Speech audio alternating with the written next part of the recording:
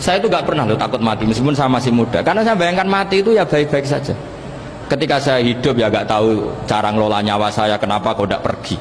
Kamu tahu caranya ngelola nyawa kamu, kok nggak mati sekarang? Nggak tahu kan? Tahu-tahu masih hidup kan? Tahu-tahu diutang semacam-macam lah. Sebetulnya kita zaman hidup pun nggak tahu cara ngelola nyawa kita, cara kerja jantung kita, cara kerja paru-paru kita. Nanti setelah kita mati pun nggak tahu caranya hidup ketika dia.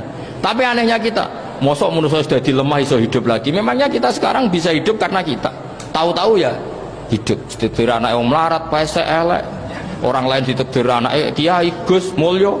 Kita kan tidak pernah bisa milih bapak itu ora iso. Ngerti-ngerti anak Karmen, anak Karlan itu sudah nggak tahu. Artinya gini ya, sudah ya Allah, ketika saya hidup ya tidak tahu kenapa saya hidup, pasti Engkau yang menghidupkan. Ketika saya mati juga nggak tahu kenapa saya mati, pasti Engkau yang menghidupkan dan mematikan. Maka saya akan baik-baik saja di akhirat, karena ketika di dunia Tuhannya yang Engkau, ketika di akhirat Tuhannya, dan sifat Engkau tidak akan rubah, tetap Arhamur Rahimin. Makanya dulu wali-wali itu kalau mau mati ya santai aja. Said Umar bin Abdul Aziz itu ulama-ulama dulu kalau mau meninggal itu, kalau keluarganya nangis marah besar. Memangnya mau kemana kamu nangisin saya? Lah kamu kan mau mati. Memangnya mau kemana kalau mati? Ya kembali ke Allah. Susahnya apa? Di dunia ya milik Allah, di akhirat ya milik Allah. Inna sholati wa nusuki wa mahyaya wa mamati lillahi rabbil. Yang aneh sampai harus melarat orang wani mati. Wah, aneh tenan. Ya karena sampean tahu mungkin di akhirat lebih miskin lagi kan. Terus repot nah terus. Coba kalau dari awal kita menstatuskan diri kita biadillah, inna sholati wa nusuki wa mahyaya wa mamati. Tapi kamu salah status, mengatakan kehidupan adalah momen untuk mencari kesejahteraan, kehidupan adalah momen untuk cari karir. Kamu mensifati kehidupan secara salah, jika kamu terjebak nyari karir, nyari kaya. Coba kalau kamu pakai mazhabnya Sufi, kehidupan adalah pemberian dari Allah untuk kembali kepada Allah. Kematian ya seperti itu. Akhirnya ya santai saja. Inna sholati wa nusuki wa mahyaya wa mamati lillahi rabbil alamin. Istri juga gitu. Saya itu tidak sombong. Saya itu mulai nikah sampai sekarang itu hampir gak pernah tukaran sama istri. Sama istri saya itu sering bilang gini, Gus, kali-kali kalau saya ngamuk itu diwales, dilawan, supaya saya punya musuh katanya. Betul ya? Ya saya bilang gini, Allah itu maha baik sama saya. Ketika harmonis, ganjaran saya ya lewat harmonis itu, sehingga saya ngasih uang menyenangkan Anda. Ketika Anda marah, ganjaran saya lewat sabar. Ya sudah, itu semuanya baik. Kalau kamu marah, saya tidak dapat pahala. Makanya kalau kamu marah tak dengerin. Ini cara Allah membuat pahala tanpa bayar, kata saya. Justru kalau pas rukun itu untuk dapat pahala harus nyervis, jajak nukokno kelambi mahal katanya. Boros itu pahala yang boros katanya. Tapi kalau kamu marah, ini pahala paling murah, nggak usah biaya, dapat apa? Pahala, cukup sabar. Lu itu kalau terlatih lama-lama dapat, ya biasa saja. Ulama dulu seperti itu semua. Imam Syafi'i itu pernah ada orang baik sekali sama beliau, orangnya itu munafik padahal. Tapi kalau setelah keluar dari Imam Syafi'i, dia memaki-maki Imam Syafi'i. Suatu saat beliau dikasih tahu, orang yang tadi muji-muji jenengan itu di luar maki-maki jenengan. Imam Syafi'i itu guyu sebenarnya bukan alhamdulillah. Muridnya kan janggal. Ini dikasih tahu gitu, alhamdulillah.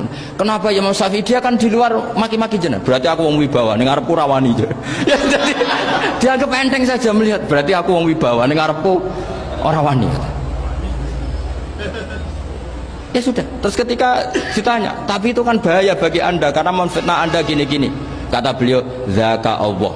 Yang kritiknya bahaya itu hanya Allah Ta'ala. Yang lainnya enggak bahaya. Karena ini makhluk dhaif, enggak penting. Loh, kamu sampai tersiksa dikritik orang karena kamu nganggap makhluk itu penting. Ini gobloknya sampean. Goblok segoblok-gobloknya itu. Coba kalau kamu mensatukan makhluk tetap makhluk, kritiknya enggak penting. Selesai kan? Selesai enggak?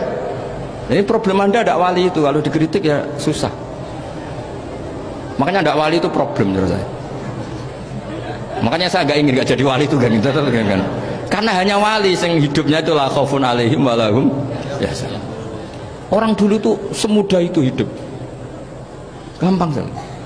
Dulu ceritanya diantara ceritanya manakibnya Sayyid Ja'far Shadiq itu, kalau ada orang memaki-maki dia itu dikirimi hadiah. Kenapa ya?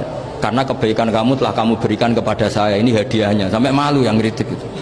Kan kalau orang ngerasani itu kan kebaikannya dikasihkan sama yang dirasani. Lah kamu kan ngajinya seperti itu, tapi dirasani kok susah. Harusnya kan kasih aja, ditransfer saja. Alhamdulillah. Ya karena kita salah menamain tadi. Sing rasani pembenci, pembenci itu bahaya.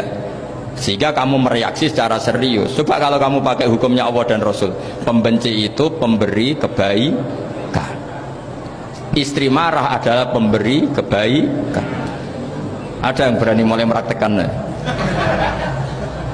Latih begitu terus, insya Allah nanti hidup kamu barokah. Itu disebut wa'allama adamal asma. Dan itu yang diajarkan Rasulullah. Rasulullah itu kalau ngajarkan hidup itu gampang sekali. Allahumma ja'alil hayata ziyadatan li fi kulli khairin wal mauta rohatan li min kulli syarrin. Jadi kalau kita hidup anggap saja peluang untuk nambah kebaikan. Kalau kita mati anggap saja akhir dari semua potensi kejahatan kita. Anda sekarang mungkin tidak zina tapi potensi zina. Anda sekarang tidak korupsi, potensi korupsi. Anda sekarang tidak selingkuh, tetap potensi selingkuh. Nah, Anda saja kalau mati berarti akhir dari segala potensi itu. Alhamdulillah. Makanya saya tuh nggak pernah takut mati. Karena saya misalnya setiap saat mati ya saya nanti akan bilang, ya Allah ini sudah mau mati berarti mau akhir dari segala potensi keburukan saya. Alhamdulillah. Makanya itu ulama-ulama dulu kalau ada preman mati, saya guys tonggone ra gelem muni saya. Wah preman kurang ajar. Saya guys tonggone tetap ra gelem muni saya. Padahal kiai ini muni, saya guys pun mati pun mboten sakit macam-macam niki pasti.